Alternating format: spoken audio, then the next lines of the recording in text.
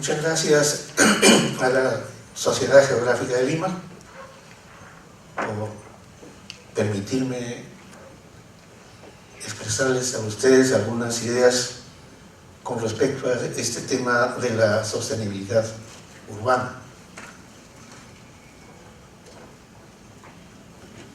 La sostenibilidad en general se ha convertido en un término que se aplica a diferentes situaciones, planteamientos, planes, etc. Tanto se aplica que ya hay personas que, escépticas o tal vez un poco descuidadas de lo que la vida misma les está haciendo ver, hablan de una moda, es decir, de algo pasajero, algo que se toma mientras lo tomen todos, mientras lo tomen los personajes de más impacto en la sociedad, y que se deja eso y se toma otro término, también siguiendo la moda impuesta por alguien que tiene prestigio. La realidad es diferente. Debemos considerar la sostenibilidad como uno de los paradigmas más importantes que tenemos en este siglo.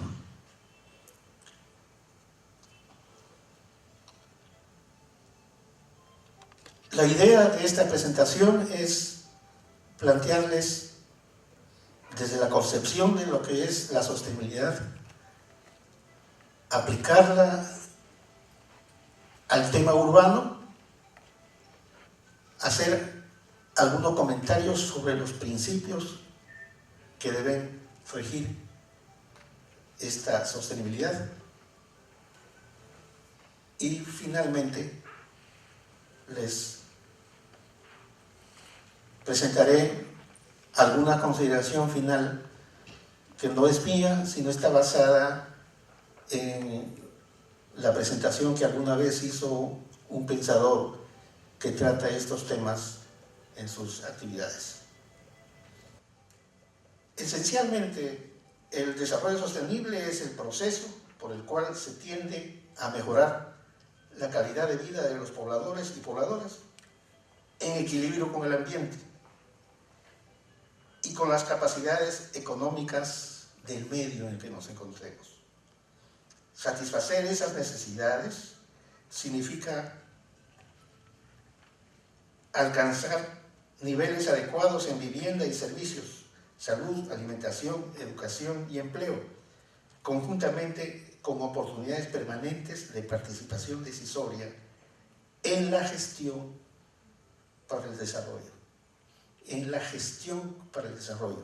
Eso nos debe hacer pensar en que hay, en lo que se refiere al desarrollo urbano, un ente responsable, líder, con capacidad para poder conducir los procesos de desarrollo urbano y con la autoridad necesaria.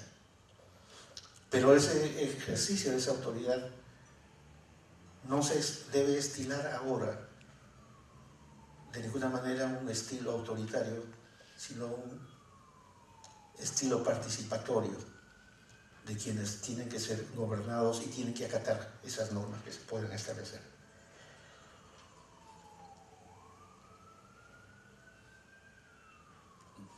Dice Naciones Unidas que es imposible lograr el desarrollo sostenible en cualquier realidad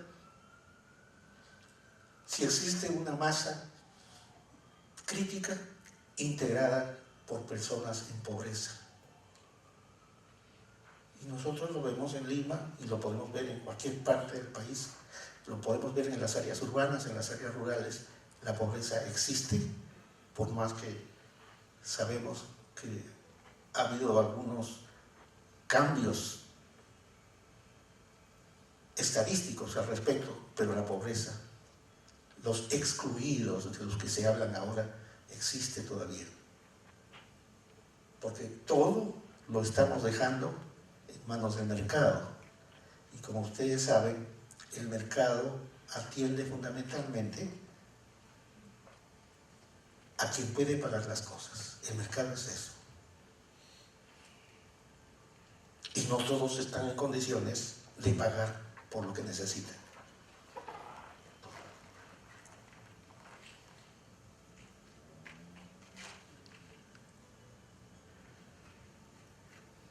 Lo que debe subrayarse es igualmente que la planificación local y la planificación del desarrollo urbano deben hacerse a partir de un enfoque territorial. Esto es muy importante, ya se están dando trabajos, se están dando estudios, los planes urbanos ahora tienen ese enfoque, que es el enfoque territorial, es decir, aquel que no se limita a la ciudad en sí misma, sino trasciende esos límites, porque los límites no son sino los que resultan de la capacidad de influencia y de la capacidad de servicio que tiene la ciudad de la cual estamos tratando.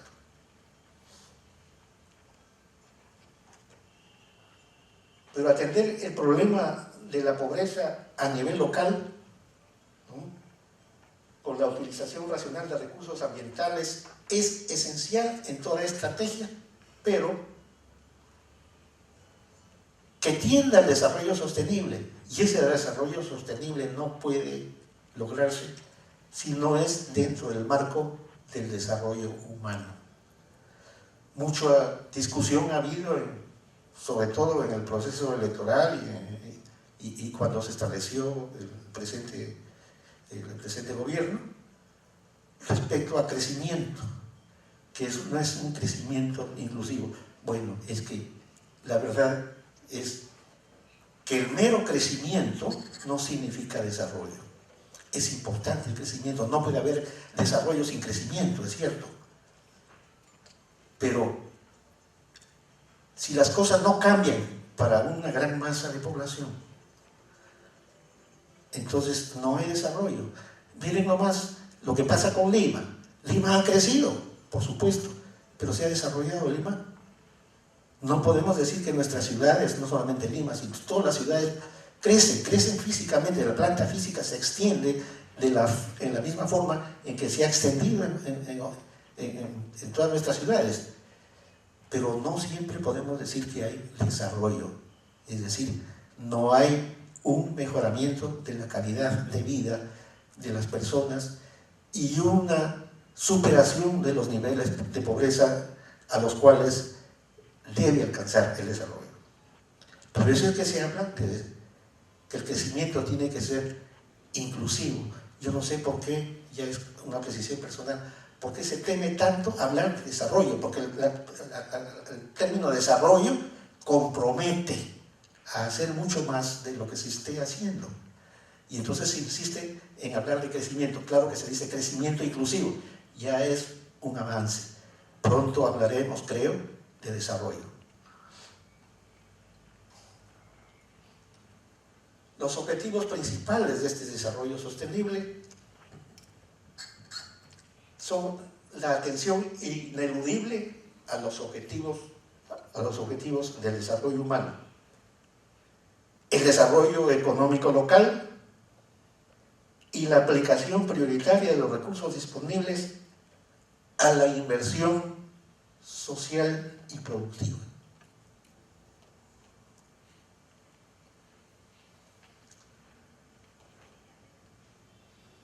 Hemos hablado de territorio. Eso significa que estamos tratando el tema urbano y rural como un todo unitario. Pero ¿cómo se han venido dando y cómo se dan en nuestra realidad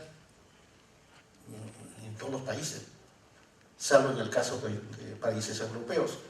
Este desarrollo se da en términos de exclusión, de contraposición y de conflicto. Y de ese modo, ese desarrollo urbano no resulta sostenible. De exclusión porque hay una normatividad inadecuada por su enfoque centralista y uniformizante. Una normatividad normatividad que se concibe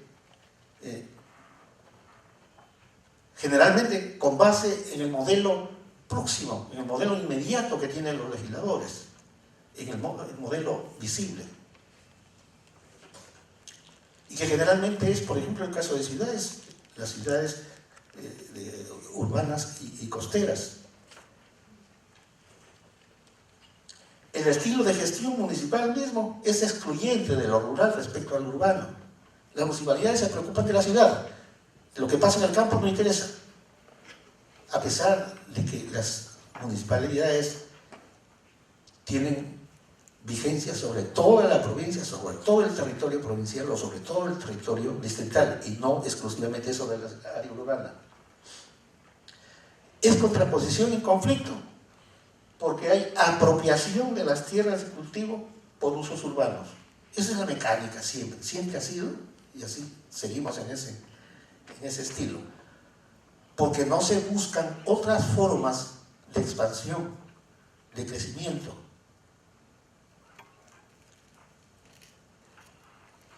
Hay apropiación entonces de tierras de cultivo por usos urbanos, apropiación de la rentabilidad derivada de la producción campesina por comercializadores urbanos. Eso es muy cierto, pero hay que reconocer, y lo podemos verificar cuando oímos hablar de reyes de la papa, reyes del camote o de lo que sea, o de la fruta, que los mismos agricultores, los mismos campesinos han asumido el tema de la comercialización y han desplazado a los comercializadores urbanos. Aunque a la larga ellos a su vez ya se han convertido en personas que son parte de la entidad urbana y en consecuencia se sienten un poco por encima de sus paisanos campesinos. La presión del crecimiento de la población urbana y su asentamiento en áreas rurales, reclamando por espacios y servicios. Y hay formas de degradación del suelo y pérdida de tierras de cultivo, como por ejemplo la explotación de canteras de arcilla.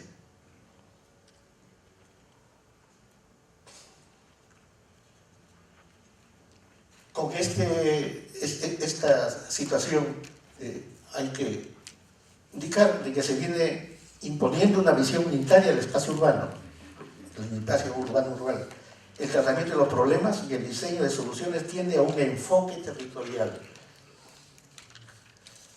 que implica la continuidad espacial campo-ciudad, manejo de una complementariedad e interdependencia entre las áreas rurales y las áreas urbanas. Porque la ciudad y el campo se apoyan mutuamente y ejercitan relaciones de interdependencia. En muchos casos debemos decir, tenemos que construir recién ese apoyo, porque no se da realmente en muchas realidades en esa situación. Por su continuidad, el componente territorial es uno solo y exige tratamiento unitario. Eso tiene que reiterarse.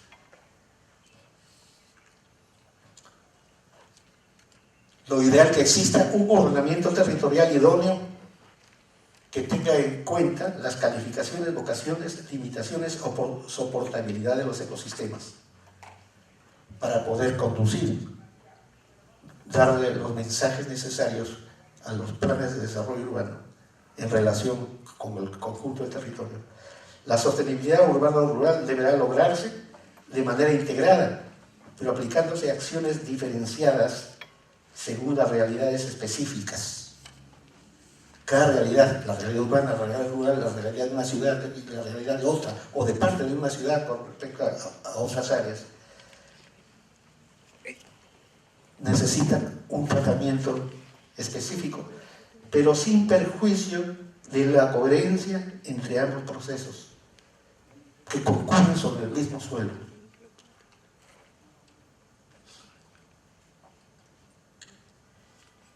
Para esa sostenibilidad urbana-rural se requiere aplicar políticas que promueven sinergias entre el desarrollo urbano y el desarrollo rural.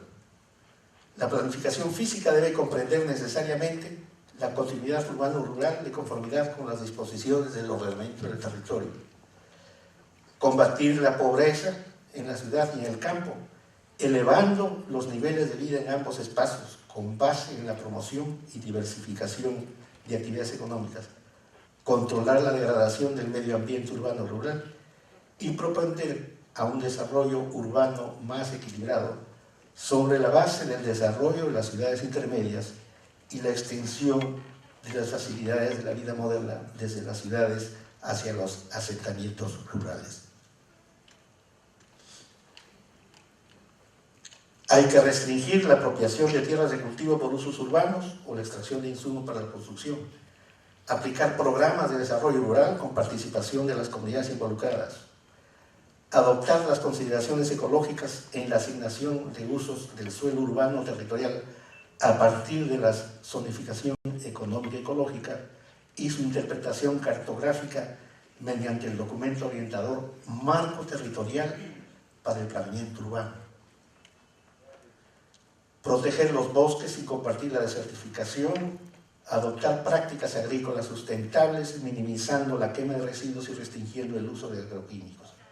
La gestión municipal debe cumplirse sobre el ámbito territorial provincial y distrital, comprendiendo asentamientos y espacios urbanos y rurales.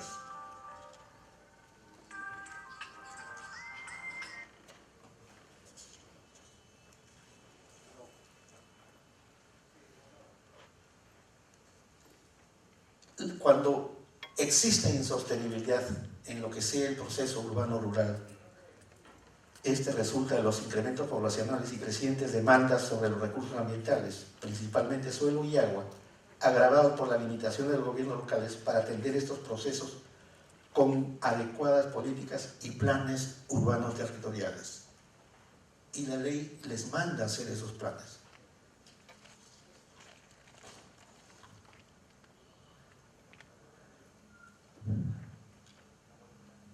Aquí se enumeran los denominados principios de la sostenibilidad. Los recursos naturales renovables no deben usarse más allá de su capacidad de regeneración. Los recursos no renovables deben ser usados con prudencia y eficiencia para que las generaciones futuras puedan igualmente disponer de ellos. Las funciones de sumidero, es decir, aquellas que cumplen aquellos recursos ambientales que reciben fundamentalmente aquellos componentes resultados de los procesos urbanos, no deben ser utilizadas más allá de su capacidad de asimilación. Las funciones de servicio de los ecosistemas o del capital natural deben utilizarse con prudencia y discreción. Y aquí viene lo que les anunciaba. ¿Y cuáles son las dimensiones que debe tener esta sostenibilidad? Hay una sostenibilidad ambiental, que es la que rige al conjunto. Es esencial en lo que se refiere al aprovechamiento no depredatorio de los recursos fundamentales: aire, agua, suelo, flora, fauna. Las actividades económicas, en una u otra forma, deben hacer un uso mínimo de los recursos no renovables, lo que ya habíamos planteado anteriormente. A nivel urbano específico, la sostenibilidad ambiental se garantiza mediante formas austeras en la utilización del espacio, la distribución de los usos del suelo en términos de compatibilidad ambiental y un manejo cuidadoso de un ambiente urbano sano.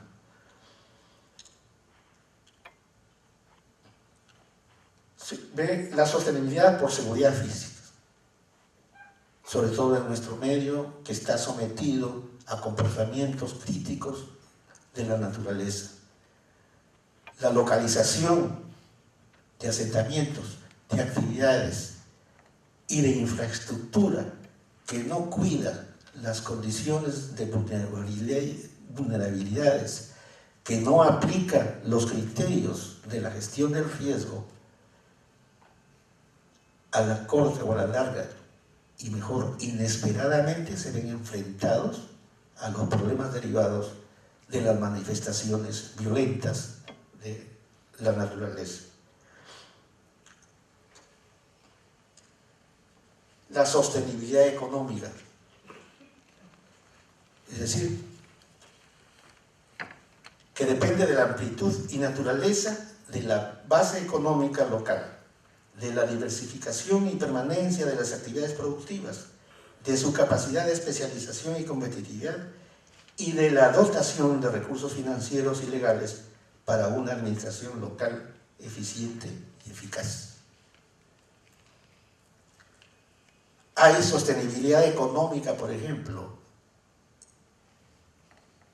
en las poblaciones que dependen de una sola actividad y que esta sola actividad única a su vez es extractiva y que puede durar 10 o 15 años o 19 años, como alguna que se escucha, y que agota el recurso y que ahí queda y desaparece del mapa, mientras las poblaciones que se han asentado no tienen una base económica diversificada en la cual satisfacer sus necesidades de empleo y de servicios. La otra sostenibilidad es la sostenibilidad social, que se basa en el principio de equidad. La equidad es fundamental en los procesos urbanos y se mantiene cuando en las sociedades urbanas y rurales no existe discriminación alguna en el acceso a las facilidades y oportunidades de la vida urbana y de su proyección hacia el ámbito rural. Requiere de la participación decisoria de la población en la gestión del desarrollo. Si la población es ajena a los procesos que le conciernen, no hay esta dimensión social de la sostenibilidad. Sobre la sostenibilidad territorial ya no vamos a abundar porque ya nos hemos referido a ella repetidas veces. La sostenibilidad con coherencia de procesos, es decir, cuando se implantan algunas actividades o cuando se implanta alguna infraestructura, tanto en el proceso de construcción como en el proceso, en la operación, esta infraestructura o esta actividad no debe generar disturbios a las otras actividades preexistentes. Y si estamos determinando, por un lado, generación de empleo con determinado tipo de actividad, no debemos estar provocando en otro tipo de actividades, ¿no?, algunos efectos que hagan que la población emigre hacia esos sectores y no acudan a aquellas oportunidades laborales que se están tratando de disponer.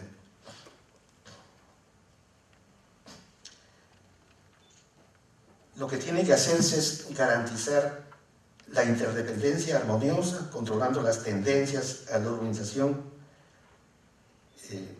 a la loca, como se dice, y transfiriendo más bien las facilidades de la vida urbana a todos los asentamientos.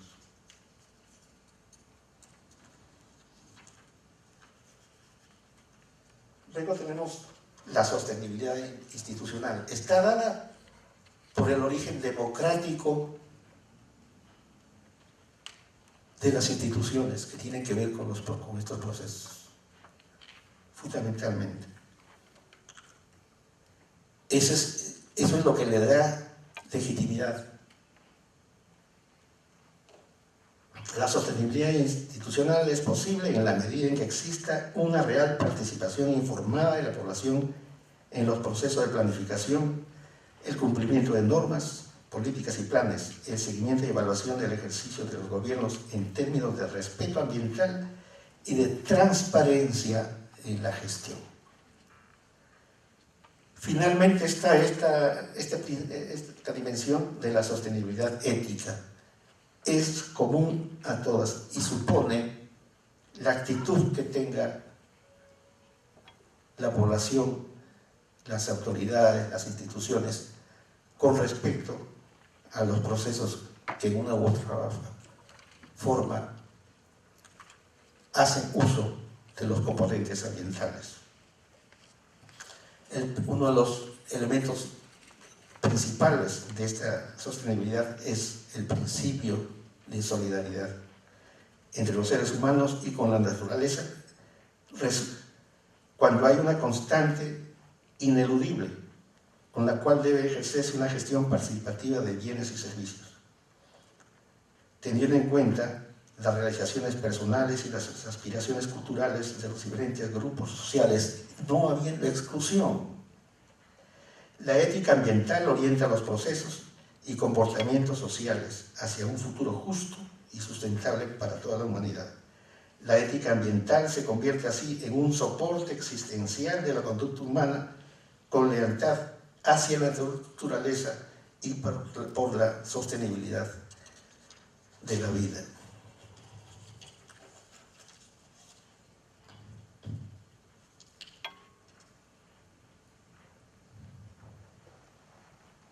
Y terminamos con esta presentación. Hay un texto del biólogo y comunicador ambiental Ramón Forch que nos dice que la sostenibilidad no es un valor en sí misma, ni siquiera es un objetivo claro y bien definido. La sostenibilidad es un proceso, o mejor dicho, una declaración comprometida de intenciones orientadas a superar las disfunciones del actual modelo socioeconómico. Ello exige una revisión previa de la estrategia socioecológica dominante, razón que explica por qué la reflexión sobre la sostenibilidad surgió entre las filas del ecologismo. Pero la sostenibilidad trasciende la dimensión ambiental para instalarse en el siempre vaporoso territorio de los comportamientos humanos, porque además de tomar medidas, comporta cambio de actitudes. Hasta ahí es mi presentación. Muchas gracias.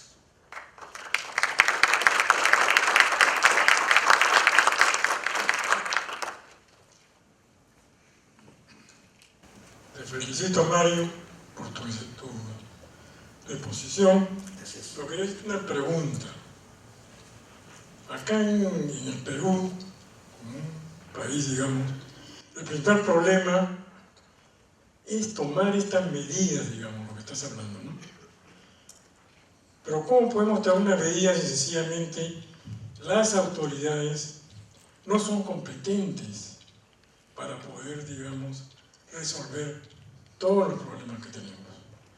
¿Y quiénes son las autoridades? Son las personas todas las personas que lo eligen.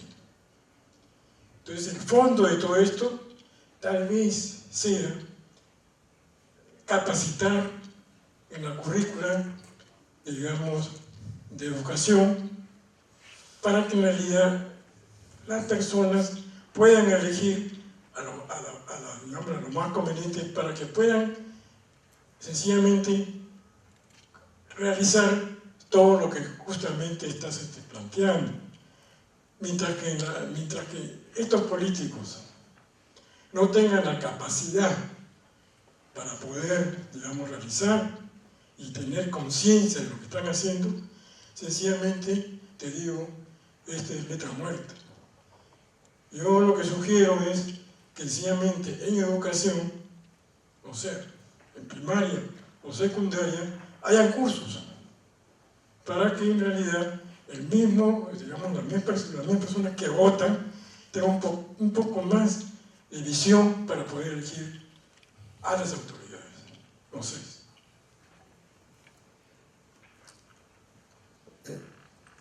¿Algunas otras preguntas para hacer una?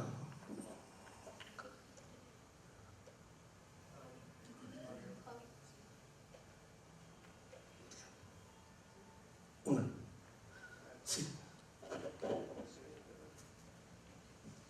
Buenos días. En una de sus diapositivas pude leer acerca de ciudades intermedias. ¿A qué denomina usted ciudades intermedias?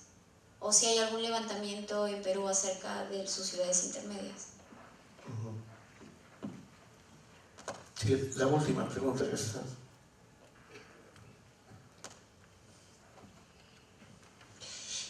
Buenos días con todos.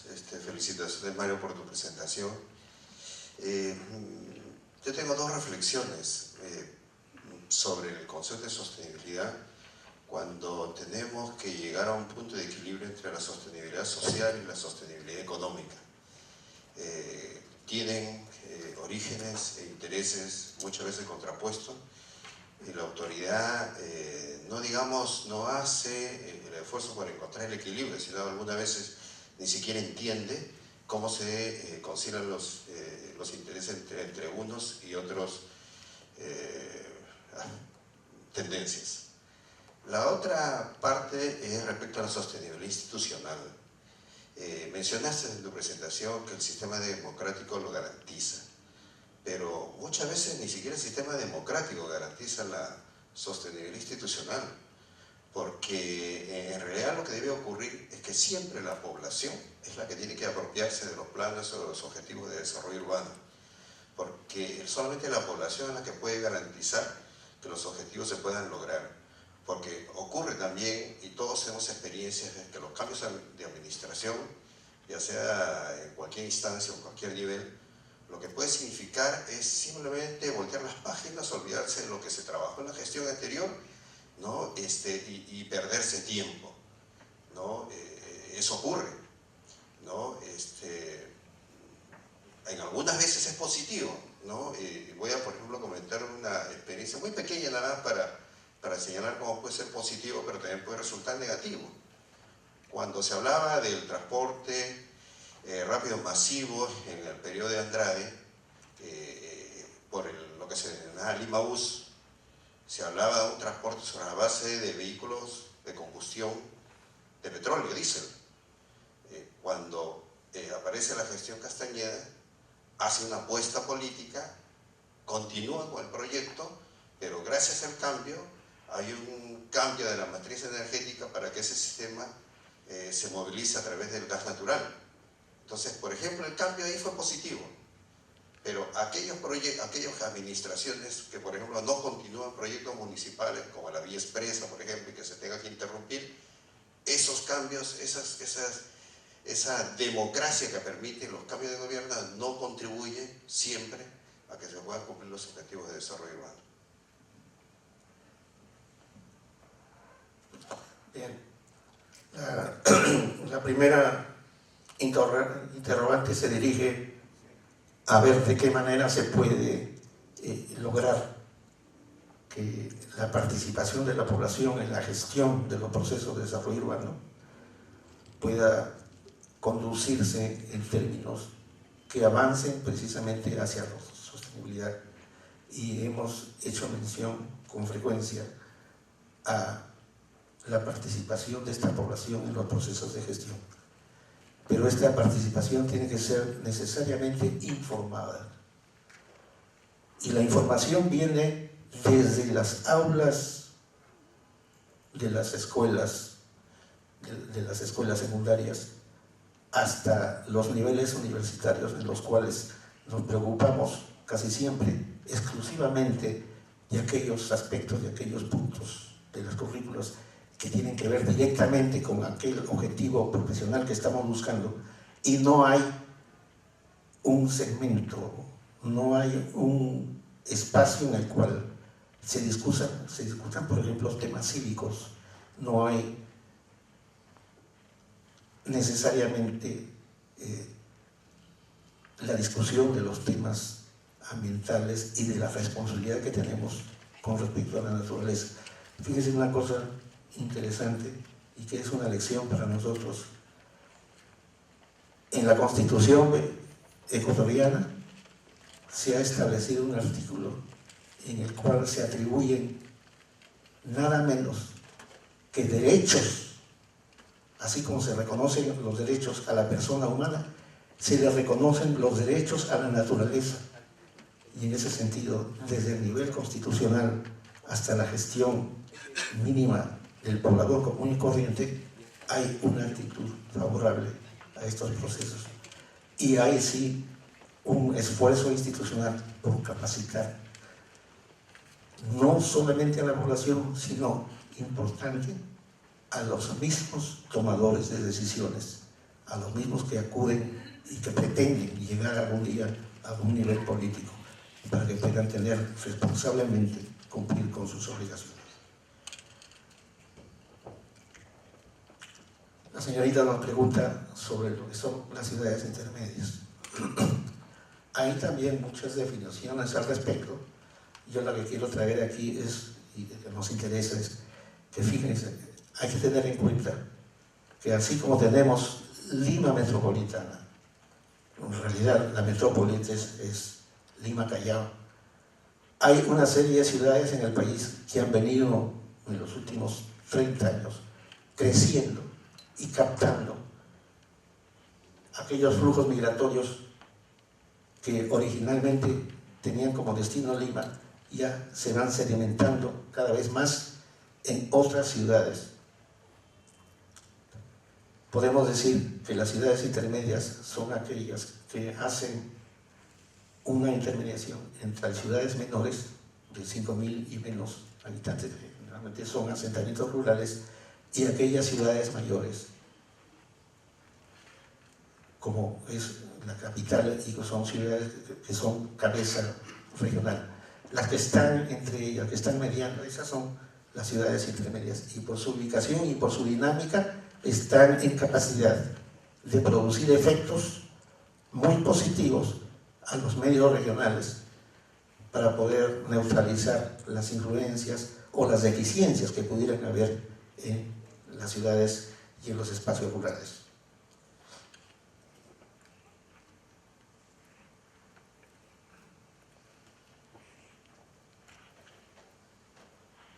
Este problema, nuevamente el problema de la participación. Lo que sí es preocupante es cierto escepticismo en lo que se refiere a que la participación, cuando se trata del cumplimiento de los planes, no conduce a nada, porque mucha democracia con respecto al cumplimiento de lo que es una ley, si se quiere incumplir, pues se va a fracasar. En ese sentido, lo que hay que tener en cuenta es que lo que preocupa es que existan normas que permitan que uno se escape del cumplimiento de la ley. Los planes urbanos están hechos para ser cumplidos, pero aquí en nuestro país no existe lo que hay en otras realidades, en España, por ejemplo, de que hay una disposición constitucional por la cual se le confiere a los planes físicos, a los planes territoriales, sea ordenamiento del territorio o sean planes urbanos, la calidad de mandatorios para todo el mundo. Son vinculantes. Entonces nadie puede eludir su cumplimiento, sea privado o sea del sector público. No sé si ojalá haya podido satisfacer sus interrogantes. Les agradezco por sus preguntas y por haberme escuchado con paciencia. Gracias.